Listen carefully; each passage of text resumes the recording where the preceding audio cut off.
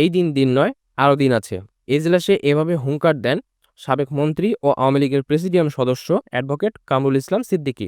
গত মঙ্গলবার ১৯ নভেম্বর কামরুল ইসলাম সিদ্দিকীকে আদালতে তোলা হয় এবং ১০ দিনের রিমান্ড আবেদন করা হয় এবং উভয় পক্ষের শুনানি শেষে আদালত তার ৮ দিনের রিমান্ড মঞ্জুর করে।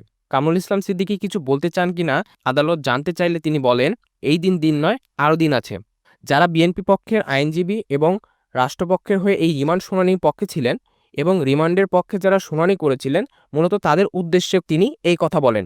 বিএনপিপন্থী আইনজীবী এবং রাষ্ট্রপক্ষের আইনজীবী যারা ছিলেন, তারা এক প্রকার ধমকের সুরে বলেছেন যে, আপনি এই ধরনের কথা বলছেন, এবং তারা আদালতকেও উদ্দেশ্য করে বলেছেন যে, বিচারকের সামনে এমন হুমকিমূলক কথা বলছেন অ্যাডভোকেট কামরুল ইসলাম সিদ্দিকী। এর পরবর্তীতে কামরুল ইসলাম সিদ্দিকী আরও বলেন, তাকে শুধু রাজনৈতিক যে কারণ, সে কারণে মামলায় জড়ানো হয়েছে। এছাড়া তিনি বলেছেন, নিউ মার্কেট এলাকায় যে হত্যা মামলার কথা হচ্ছে, সেই স্থানীয় সংসদ সদস্য কিন্তু তিনি না। তারপরেও তাকে শুধু রাজনৈতিক বিবেচনা থেকে এই মামলায় আসামি করা হচ্ছে।